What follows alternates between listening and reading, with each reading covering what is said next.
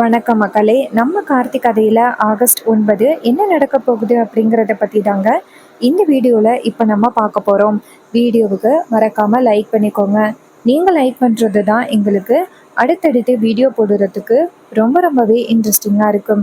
So மறக்காமல் like பண்ணிவிட்டு இந்த வீடியோவை தொடர்ந்து பாருங்கள். என்ன நடக்குது அப்படின்னு பார்த்துக்கிட்டிங்கன்னா, நம்ம ஹீரோ இருக்காருல்ல, அவர் நேராக ஏர்போர்ட்டுக்கு வந்துடுறாரு. அங்கே வந்துட்டு ரேவதி ஒரு சேரில் உட்காந்துருக்காங்க. ஈஸ்வரியும் நம்ம சந்திராவும் நின்றுக்கிட்டு இருக்காங்க. ஹீரோ அந்த இடத்துக்கு வராரு. அப்போ ஈஸ்வரியும் சந்திராவும் ஹீரோவை பார்த்துட்டு ஷாக் ஆகுறாங்க. சந்திரா அந்த அக்காவை பார்த்துட்டு, பாத்தியாக்கா, இந்த டிரைவர் பையன் வந்துருவான் அப்படின்னு நான் உன்கிட்ட சொன்னல, அதே மாதிரி வந்துட்டான் பாத்தியா, நம்மளை என்னைக்குமே இவன் நிம்மதியா இருக்க விட மாட்டான் போல அப்படின்னு. அப்ப சந்திரா சொல்றாங்க, இங்க பாரு. ஈஸ்வரி சொல்றாங்க, இங்க பாரு சந்திரா, இவன் என்னதான் பேசினாலும் ரேவதி வந்து போயிட்டு திரும்பி வந்துடலாம் அப்படிங்கிற ஒரு நம்பிக்கையில இருக்கா. ஸோ அவன் என்ன சொன்னாலும் ரேவதி வந்து நம்ப மாட்டா. ஸோ நம்ம பார்த்துக்கலாம், நீ கவலைப்படாத அப்படின்னு. அதுக்கு சந்திரா சொல்றாங்க, சரிக்கா, ஆனா என்ன ஆனாலும் சரி, அந்த டிரைவர் பையில வந்துட்டு ரேவதி கிட்ட நல்லா பேச விட்டுறக்கூடாது அப்படின்னு. அதுக்கு ஈஸ்வரி சொல்றாங்க, சரி சந்திரா. அப்ப ஹீரோ அந்த இடத்துக்கு வராரு. வந்துட்டு ரேவதி அப்படின்னு சொல்ல, ரேவதி வந்து ஹீரோவை திரும்பி பார்த்ததும் ரொம்பவே சந்தோஷப்படுறாங்க. மாமா அப்படின்ட்டு. அப்ப ஹீரோ சொல்றாரு, ரேவதி, நீ இப்போ எங்க போற அப்படின்னு. அப்ப ஹீரோ சொல்றாரு, மாமா, அதான் நேத்து நான் உங்ககிட்ட சொன்னனே, கனடா போறேன், போயிட்டு நான் 3 டேஸ்ல திரும்பி வந்துடுவேன் அப்படின்னு. அப்ப ஹீரோ சொல்றாரு, இல்ல ரேவதி, உன்னால திரும்பி வர முடியாது அப்படின்னு. இதை கேட்டதும் ஈஸ்வரி ஷாக் ஆகுறாங்க. ஈஸ்வரி ஹீரோவை பார்த்து, இங்க பாரு, என் பொண்ணு கல்யாணத்துக்கு தான் போறா, கல்யாணத்துக்கு போயிட்டு அவ திரும்பி வந்துருவா, அவ திரும்பி வரமாட்டா அப்படின்னு நீ எப்படி சொல்லலாம்? அவளுக்கு நான் ரிட்டர்ன் விக்கெட் வரைக்கும் போட்டு அவ கையில கொடுத்துருக்கேன். ரேவதி, உண்மை தானே அப்படின்னு. அப்ப ரேவதி சொல்றாங்க, ஆமாம்மா, இங்க பாருங்க மாமா, இப்போ நான் கனடா போறேன், கனடா போயிட்டு நான் ரிட்டர்ன் வந்துருவேன், நீங்க ஏன் கவலைப்படுறீங்க அப்படின்னு. ஹீரோ சொல்றாரு, இல்ல ரேவதி, உனக்கு கொடுத்த அந்த ரிட்டர்ன் டிக்கெட் போலியானது, நீ கனடா மட்டும்தான் போக முடியும், போயிட்டு உன்னால திரும்பி வர முடியாது, இதுதான் அத்தையோட பிளானே அப்படின்னு. இதை கேட்டதும் ரொம்பவே அதிர்ச்சி ஆகுறாங்க ஈஸ்வரி. மாமா, அம்மா அப்படி பண்றதுக்கு வாய்ப்பே இல்லை, அம்மா அப்படி பண்ண மாட்டாங்க அப்படின்னு. அப்ப ஹீரோ சொல்றாரு, இல்ல ரேவதி, அத்தியோட பிளானே இதுதான். ஸோ நம்ம 2 பேரும் பேசிக்கிட்டு இருக்கிறது அத்தைக்கு வந்து தெரிஞ்சு போச்சு. நம்ம கோவில்ல அந்த பூஜை பரிகாரம் பண்ணது அத்தைக்கு தெரிஞ்சு போச்சு. ஸோ அது தெரிஞ்ச பிறகுதான் எப்படியாவது உன்னையும் என்னையும் பிரிக்கணும் அப்படிங்கிறதுக்காக, உன்னை வெளிநாடு அனுப்புறதுக்காக அத்தை இப்படி ஒரு பிளான் பண்ணியிருக்காங்க. இதை கேட்டதும் ரொம்பவே அதிர்ச்சி ஆகுறாங்க ரேவதி. அப்படியா மாமா அப்படின்னு நேராக அவங்க அம்மாவை பார்த்து, அம்மா, நானும் மாமாவும் பேசுனது உனக்கு தெரியுமா அப்படின்னு. அப்ப ஈஸ்வரி சொல்றாங்க, ரேவதி, நீ என்ன பேசுற அப்படின்னு எனக்கு தெரியல, உனக்கு தான் வந்துட்டு இவரை கல்யாணம் பண்ணிக்க முடியாது அப்படின்னு சொன்னதோட உனக்கு இவரை பிடிக்காதே. ரேவதி சொல்றாங்க, அம்மா, அதெல்லாம் ஒரு நாடகம், அப்பதானே நீங்க அப்பாவை வந்து கும்பாபிஷேகத்துக்கு அனுப்புவீங்க, அதுக்காக நாங்க போட்ட நாடகம், நீங்க அதை விடுங்க. இப்ப நான் கேட்குற கேள்விக்கு பதில் சொல்றேங்க. இது மாதிரி என்னை வந்து வெளிநாட்டுக்கு அனுப்பிட்டு திரும்பி வரவிடாதபடி தடுக்கிறது தான் உங்களோட திட்டமா அப்படின்னு. இதை கேட்டதும் ஈஸ்வரி சொல்றாங்க, இங்க பாருடி, அதெல்லாம் இப்போதைக்கு உங்ககிட்ட நான் சொல்ல முடியாது அப்படின்னு. அப்ப ரேவதி சொல்றாங்க, என்னம்மா நீங்க இப்படி பேசுறீங்க, ஒழுங்கா உண்மையை சொல்லுங்கம்மா, ஏன் இப்படி பொய் சொல்றீங்க அப்படின்னு. அப்ப சந்திரா சொல்றாங்க, ரேவதி, உங்க அம்மா உனக்கு என்னைக்குமே துரோகம் பண்ண மாட்டா, நீ எதுக்கு இப்ப வந்துட்டு தேவையில்லாம அக்கா கறிய சந்தேகப்படுற. இந்த டிரைவர் பையன் ஏதாவது புலம்புவான், நீ வெளிநாடு போகக்கூடாது அப்படிங்கிறதுக்காக, அதுக்காக நீ அவனை போய் இப்படி கண்மூடித்தனமா நம்புவியா? இங்க பாருப்பா, ரேவதி வந்துட்டு போயிட்டு திரும்பி வந்துருவா அப்படின்னு. அப்ப ஹீரோ நேரா ரேவதியை பார்த்து, ரேவதி, எப்படியும் இவங்க 2 பேரும் இது மாதிரி சொல்லி உன்னையும் என்னையும் பிரிக்கிறதுக்காக முயற்சி பண்ணுவாங்க அப்படிங்கிறது எனக்கு நல்லாவே தெரியும்.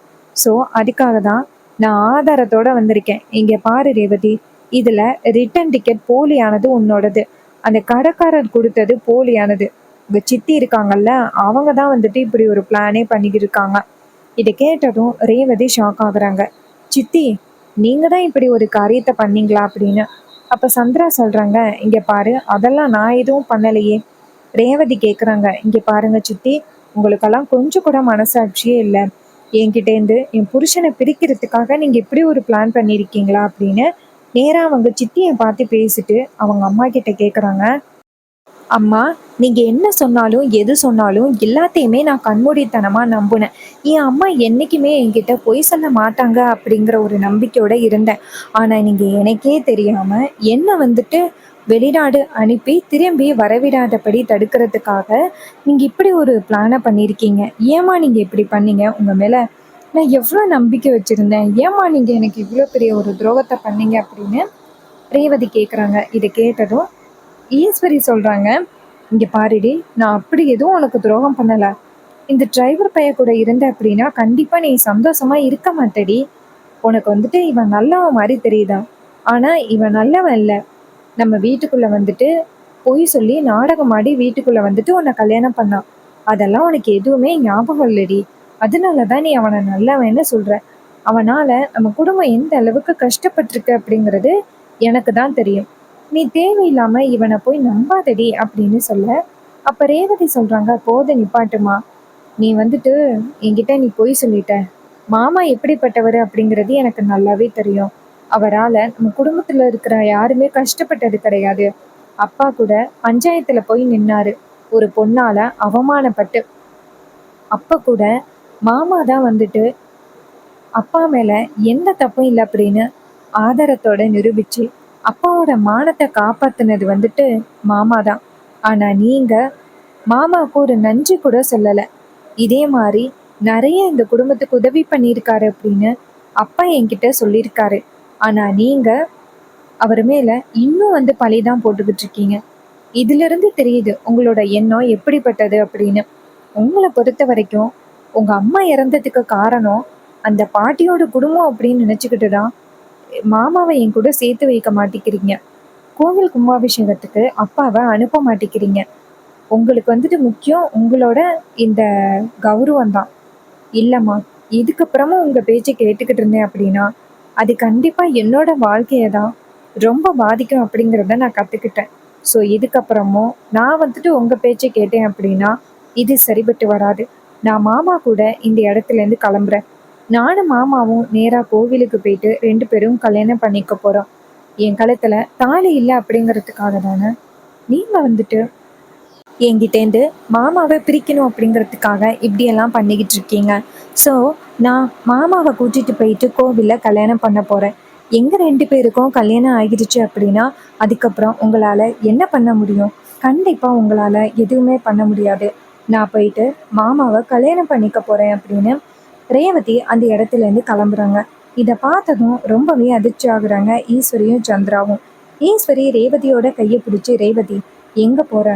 அம்மாவோட பேச்சு கேட்காம நீ போயிடுவியா? என்ன மீறி உன்னால எப்படி அந்த டிரைவர் பையனை கல்யாணம் பண்ணிக்க முடியும்?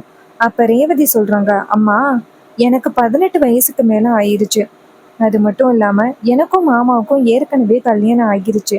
ஸோ கண்டிப்பா அந்த கடவுள் எங்க 2 பேரையுமே சேர்த்து வைப்பாரு. இதுல உங்களோட ஆசீர்வாதம் தான் வேணும் அப்படின்னு அவசியம் இல்லை. இத்தனை நாளும் உங்களோட ஆசீர்வாதத்துக்காக தான் நான் காத்துக்கிட்டு இருந்தேன். ஆனா எப்ப நீங்க இப்படி எல்லாம் பேச ஆரம்பிச்சீங்களோ இதுக்கு மேலமும் உங்களோட ஆசீர்வாதத்தை வாங்கி எந்தவித பிரயோஜனமும் இல்லை அப்படிங்கிறத நான் தெரிஞ்சுக்கிட்டேன். நான் கிளம்புறேம்மா அப்படின்னு சொல்லிட்டு ரேவதி அந்த இடத்துல இருந்து கிளம்புறாங்க. நேரா ஹீரோவை பார்த்து, மாமா நீங்க வாங்க அப்படின்னு சொல்லி ஹீரோவோட கையை பிடிச்சி அந்த இடத்துல இருந்து அழைச்சிட்டு போறாங்க. இதை பார்த்துட்டு சந்திரா ரொம்பவே ஷாக் ஆகுறாங்க. நேரா அவங்க அக்காவை பார்த்து, பாத்தியாக்கா, இந்த அளவுக்கு உன் பொண்ணுக்கு தைரியம் இருந்ததே கிடையாது. ஆனா இந்த அளவுக்கு அவ தைரியமா பேசுறா அப்படின்னா இது எல்லாமே அந்த டிரைவர் பைய கொடுத்த தைரியம் தான் அப்படின்னு ஈஸ்வரி சொல்றாங்க. ஆமாண்டி, அந்த டிரைவர் பையன் தான் இது எல்லாத்துக்குமே காரணம். நான் எப்படியாவது அவங்களுக்கு நடக்க போற அந்த கல்யாணத்தை நிப்பாட்டணும் அப்படின்னு சொல்ல சந்திரா சொல்றாங்க, சரி வாக்கா அப்படின்ட்டு 2 பேருமே சேர்ந்து கிளம்புறாங்க நேரா கோவிலுக்கு. இன்னொரு பக்கம் ரேவதி வந்து நேரா கோவிலுக்கு போறாங்க. அங்க போயிட்டு நேரா அவங்க அப்பாவுக்கு கால் பண்றாங்க. ராஜா ஃபோன் அட்டன் பண்ணி, என்னம்மா ரேவதி, நீ கனடாவில் இல்லம்மா இருப்ப, அங்கெல்லாமா போயிட்டு இருப்ப பிளெயின்ல, என்னம்மா நீ கால் பண்ற அப்படின்னு. அப்ப ரேவதி சொல்றாங்க, அப்பா, நான் கனடாவுக்கெல்லாம் போகல. அம்மா வந்துட்டு எனக்கு மிகப்பெரிய துரோகத்தை பண்ணிட்டாங்க. ஸோ நான் இப்போ நானும் மாமாவும் வந்துட்டு கோவிலுக்கு வந்திருக்கோம். நாங்கள் 2 பேருமே கல்யாணம் பண்ண போகிறோம். உங்களோட ஆசீர்வாதம் கிடைக்கும் அப்படின்னு எதிர்பார்க்குறேன்ப்பா. இதை கேட்டதும் அவரு ஷாக் ஆகுறாரு. என்னம்மா சொல்கிற? அப்போ ரேவதி சொல்கிறாங்க, ஆமாப்பா, அம்மா வந்துட்டு எனக்கு ரிட்டர்ன் டிக்கெட் எதுவுமே போடாமல் என்னை ஒரே எதிரியாக வெளிநாடு அனுப்பி திரும்பி வரவிடாமல் தடுக்கிறது தான் அம்மாவோட பிளான். அம்மா இப்படி ஒரு பிளான் பண்ணுவாங்க அப்படின்னு நான் கொஞ்சம் கூட எதிர்பார்க்கவே இல்லைப்பா. அப்பா, சீக்கிரம் நீங்கள் கோவிலுக்கு வாங்க. எனக்கும் மாமாவுக்கும் கல்யாணம் நடக்க போகுது. அம்மா கண்டிப்பாக எனக்கு ஆசீர்வாதம் பண்ண மாட்டாங்க. ஆனால் உங்களோட ஆசீர்வாதத்துக்காக நான் காத்துக்கிட்டு இருக்கேன். வாங்கம்மா, வாங்கப்பா அப்படின்னு. இதை கேட்டதும் ராஜா சொல்கிறாரு, அம்மாடி, இந்த விஷயத்த நீ என்னைக்கு சொல்வ அப்படின்னு நானே எதிர்பார்த்து காத்துக்கிட்டு இருந்தேன். நீ இப்போ சொல்கிறத கேட்டுட்டு எனக்கு ரொம்பவே சந்தோஷமா இருக்கு. சரிம்மா, நான் உடனே வரேன் அப்படின்னு சொல்லிட்டு அவர் ஃபோனை கட் பண்ணுறாரு. கட் பண்ணிட்டு நேராக ரோஹிணி, மயில் எல்லாருக்கிட்டையும் விஷயத்த சொல்கிறாரு. மாப்பிள்ள, மாலே, ரேவதிக்கு மாப்பிள்ள கூட கல்யாணம் ஆக போகுதான். எல்லாரும் கோவிலுக்கு போவோம் வாங்க அப்படின்னு. இதை கேட்டதும் ரோகு ஷாக் ஆகுறாங்க. என்னப்பா, திடீர்னு இப்படி ஒரு விஷயத்த சொல்றீங்க? அதுக்கு அவர் சொல்றாரு, ஆமாம்மா, ரேவதி இருக்கால, அவ வந்துட்டு மாப்பிள்ளைய கல்யாணம் பண்ணிக்க போறாளாம். ஈஸ்வரி என்ன காரியம் பண்ணியிருக்கா தெரியுமா?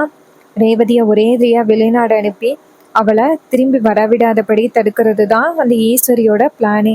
ஆனா அவ இப்படி ஒரு காரியத்தை பண்ணுவா அப்படின்னு நானுமே கொஞ்சம் கூட எதிர்பார்க்கவே இல்லை. ஸோ ஈஸ்வரிக்கு ரேவதி ஒரு முடிவு கட்டிட்டான். ரேவதி இன்னைக்கு மாப்பிள்ளைய கோவிலில் கல்யாணம் பண்ண போறாளாம், வாங்க அப்படின்னு சொன்னதும் ரோஹிணி, மயில் எல்லாரும் சந்தோஷமா நேராக கோவிலுக்கு போறாங்க. அங்க ஹீரோ நேரா ரேவதியை பார்த்து, ரேவதி, எதுக்கும் நம்ம அவசரப்பட்டு முடிவெடுக்காம கொஞ்சம் பொறுமையா முடிவெடுக்கிறது நல்லது. அப்ப ரேவதி சொல்றாங்க, இல்ல மாமா, இதுக்கு மேலேயும் பொறுமையா இருந்து என்ன பண்ண போறோம்? அம்மா என்ன காரியம் பண்ணியிருக்காங்க அப்படிங்கிறத பாக்குறீங்கல்ல. நான் உங்களை கல்யாணம் பண்ணிட்டு ரொம்பவே சந்தோஷமா வாழணும் மாமா. ஸோ இதுக்கப்புறமும் அம்மாவோட பேச்சையும் கேட்டேன் அப்படின்னா கண்டிப்பா உங்களோட என்னால் சேர்ந்து வாழவே முடியாது. அம்மா கண்டிப்பா சேர்ந்து வாழையும் விட மாட்டாங்க. ஸோ இதுக்கப்புறமும் நான் அம்மா பேச்சை கேட்க மாட்டேன். வாங்க கல்யாணம் பண்ணிக்கலாம். அப்பா இன்னும் கொஞ்ச நேரத்தில் வந்துருவார் அப்படின்னு பேசிக்கிட்டு இருக்கும் பொழுதே அந்த இடத்துக்கு நம்ம ராஜா, மயில் எல்லாரும் வந்துடுறாங்க. அவங்க வந்ததும் ரேவதி ரொம்பவே சந்தோஷமா, நீ உங்களோட ஆசீர்வாதம் இருக்கும் அப்படின்னு ஆசைப்பட்டேன், அதே மாதிரி வந்துட்டீங்க அப்படின்னு சொல்ல ராஜா சொல்றாரு, அம்மாடி, இப்போதாம்மா நீ சரியான முடிவெடுத்திருக்க. ஈஸ்வரி இல்லை அப்படிங்கிற வருத்தம் இருக்கு. ஆனா ஈஸ்வரி அவ திருந்த மாட்டான். கண்டிப்பா திருந்துறதுக்கு வாய்ப்பே இல்லை. அவளால உன்னோட லைஃப் தான் வந்துட்டு ரொம்பவே பாதிக்கப்படும். ஸோ நீ இப்போ எடுத்த முடிவு ரொம்பவே சரியான தரமான முடிவு. நீ கவலைப்படாத, உனக்கு நாங்கள் எல்லாருமே என்றைக்குமே வந்துட்டு துணையா இருப்போம் அப்படின்னு சொல்ல ரேவதி ரொம்பவே சந்தோஷப்படுறாங்க. அப்பா, நீங்க சொல்றதை கேட்டுட்டு எனக்கு ரொம்பவே சந்தோஷமா இருக்கு. எங்க அம்மாவை எதிர்த்து கல்யாணம் பண்ணணும் அப்படின்னு நினைச்சு நீங்க கோவப்படுவீங்களோ அப்படின்னு பார்த்தேன். பட் நீங்க இப்படி சொல்றது எனக்கு ரொம்பவே சந்தோஷமா இருக்குப்பா அப்படின்னு. அதுக்கு அவர் சொல்றாரு, சரிம்மா, சரி வா அப்படின்னு சொல்லிட்டு ரேவதிக்கு நம்ம ஹீரோவுக்கும் கல்யாணத்தை பண்ணி வைக்கிறாங்க. ஹீரோ வந்துட்டு ரேவதியோட கழுத்துல தாலி கட்டுறாரு. ரேவதி ரொம்பவே சந்தோஷப்படுறாங்க. அதே நேரத்துல ஈஸ்வரி நேரம் கோவிலுக்கு வந்துடுறாங்க. 2 பேருமே மாலையும் கழுத்துமா நிற்கிறாங்க. ரேவதியோட கழுத்துல தாலி கிடக்கிறத பார்த்துட்டு ஈஸ்வரி செம்ம ஷாக் ஆகுறாங்க. ஈஸ்வரி ஹீரோவை பார்த்து, டே டிரைவர் பயலே, என் பொண்ணை ஏமாத்தி என் பொண்ணோட கழுத்துல தாலி கட்டிட்டியல்ல அப்படின்னு. அப்ப ரேவதி சொல்றாங்க, அம்மா, அவர் ஒன்றும் என்னோட விருப்பம் இல்லாம என் கழுத்துல தாலி கட்டல. அவரு என்னோட விருப்பத்தோட தான் அவரு தாலி கட்டியிருக்காரு. அதை முதல்ல ஞாபகத்துல வச்சுக்கோங்க அப்படின்னு சொல்லிட்டு ரேவதி பேசுறாங்க. இதை கேட்டதும் அவரு ரொம்பவே ஷாக் ஆகுறாரு. ஸோ ஈஸ்வரி ரொம்பவே ஷாக் ஆகுறாங்க. அப்ப ரேவதி சொல்றாங்க, அம்மா, எங்க 2 பேருக்கும் கல்யாணம் ஆகிருச்சு, வந்ததும் வந்துட்டீங்க. நான் உங்களோட காலில் விழுந்து ஆசீர்வாதம் வாங்கிக்கிறேன் அப்படின்னு சொல்லிட்டு நேரா ஈஸ்வரியோட காலில் விழுகிறாங்க. இதை பார்த்துட்டு ஈஸ்வரி செம்ம டென்ஷன் ஆகி அந்த இடத்துல இருந்து கிளம்புறாங்க. சந்திரா நேரா ரேவதியை பார்த்து, உன்னை சும்மா விட மாட்டேன் அப்படின்னு சொல்லிட்டு அந்த இடத்துல இருந்து கிளம்புறாங்க. ஸோ இந்த கதை உங்களுக்கு பிடிச்சிருக்கா? இந்த கதை பிடிச்சிருந்துச்சுன்னா இந்த வீடியோவுக்கு மறக்காமல் லைக் பண்ணிக்கோங்க. நீங்கள் லைக் பண்ணுறது தான் எங்களுக்கு அடுத்தடுத்து வீடியோ போடுறதுக்கு ரொம்பவே இன்ட்ரெஸ்டிங்காக இருக்கும். ஸோ நம்ம வந்துட்டு வாய்ஸ் ஓவர் பண்ணி கொடுத்துக்கிட்டு இருக்கோம். உங்களுக்கு இதே மாதிரி யூடியூப் சேனலுக்கு வாய்ஸ் ஓவர் கொடுக்கணும் அப்படின்னு நினச்சிங்கன்னா என்னோட இன்ஸ்டாகிராம் ஐடிக்கு மெசேஜ் பண்ணுங்கள். உங்களுக்கு நல்ல முறையில் வாய்ஸ் ஓவர் பண்ணி கொடுக்குறோம். தேங்க்யூ ஃபார் வாட்சிங். See you on next video.